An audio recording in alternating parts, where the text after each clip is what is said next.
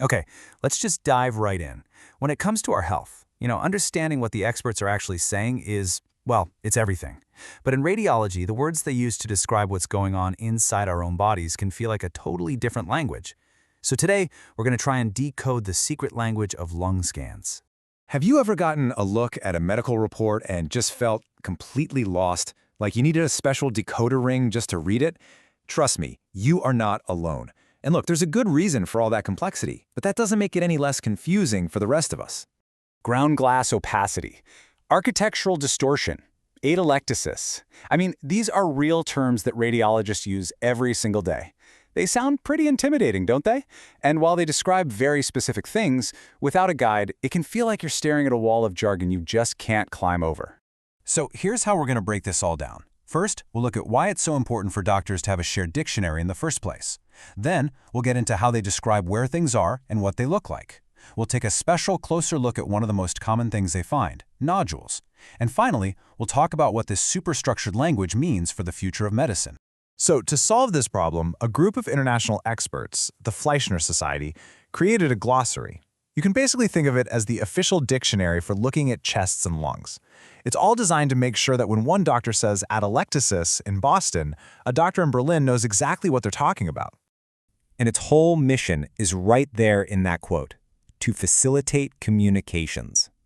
The goal is just absolute clarity, because when doctors can communicate clearly, that leads directly to better and safer care for patients. This isn't just about getting the words right. This is about people's health. And hey, this isn't something they wrote once and then just put on a shelf. This timeline shows you how the language has to change as the technology changes. From the very first glossary for old-school X-rays way back in '84 to the latest big update this year, this dictionary is a living document, constantly being tweaked to keep up with the science. So how does this actually work in the real world?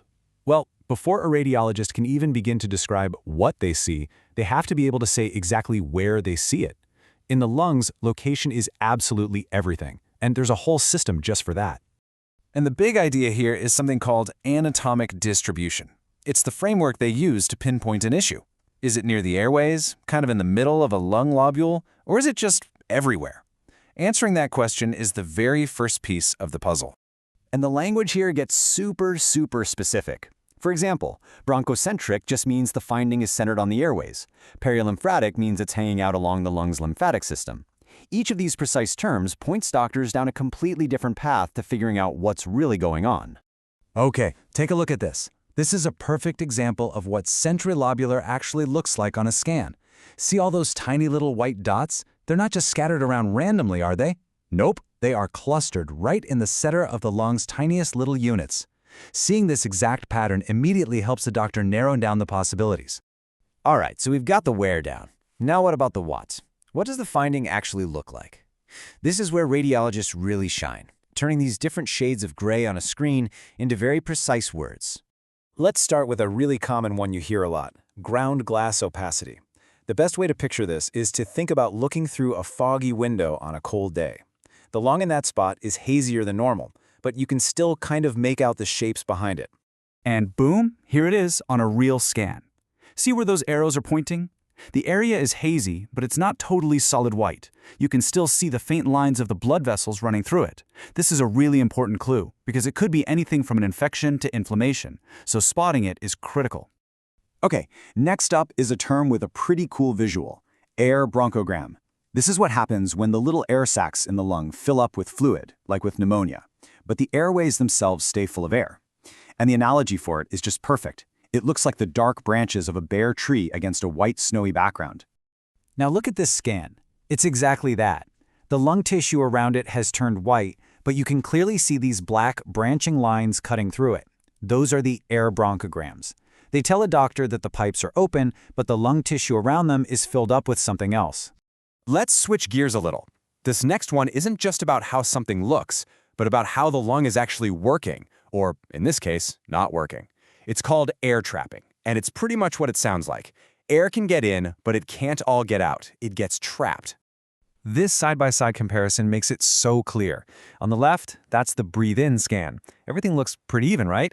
Now look at the right. That's the breathe-out scan. See the problem? The healthy parts of the lung get grayer as the air leaves, but those dark patches the arrows are on, they stay dark. That's the trapped air, literally stuck inside. All right, let's zoom in on something you've probably heard of, and a word that can be kind of scary, a nodule. And this is an area where having that precise, shared language isn't just academic, it is absolutely vital for deciding what to do next. First things first, it all starts with size. A spot on the lung isn't just a spot. If it's really tiny, we're talking under 6 millimeters, they call it a micronodule. From 6 up to 30 millimeters, it's a nodule. And if it's bigger than that, bigger than 3 centimeters, it gets classified as a mass. And each of these categories has a completely different playbook. But it's not just about how big it is, it's also about what it looks like on the inside, what they call its attenuation, which is just a fancy word for how dense it appears.